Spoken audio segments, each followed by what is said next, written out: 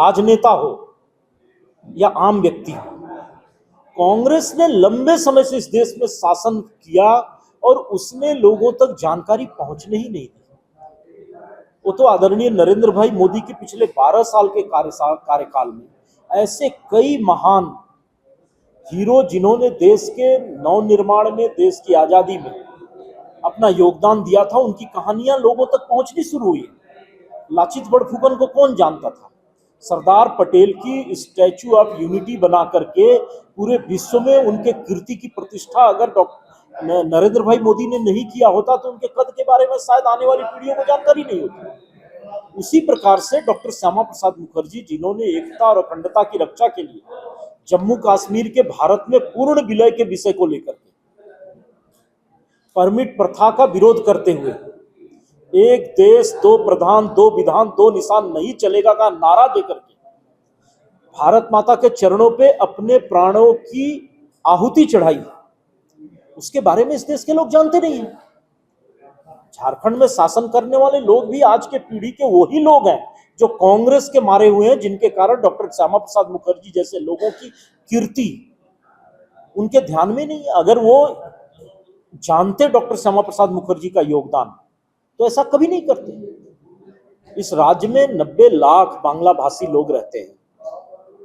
उनके हृदय को कितनी पीड़ा पहुंची होगी जिस दिन उन्होंने अखबार में यह पढ़ा होगा कि डॉक्टर श्यामा प्रसाद मुखर्जी के नाम पे स्थापित विश्वविद्यालय से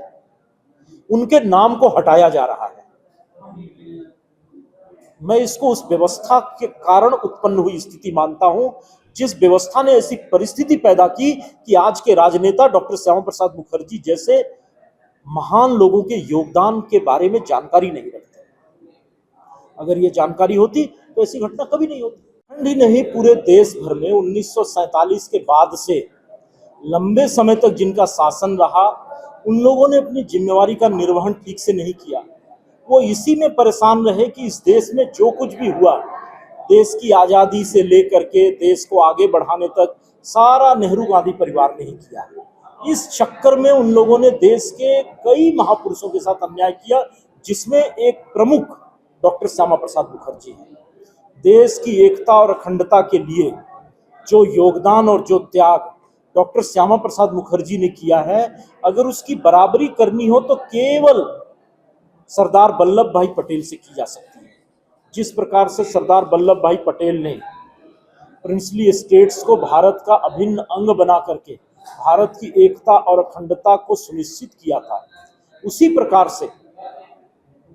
हिंदू होमलैंड की मांग करके पूर्वी पाकिस्तान का विभाजन करके, बंगाल का विभाजन करवा करके पूर्वी पाकिस्तान में जाने से पश्चिम बंगाल को रोका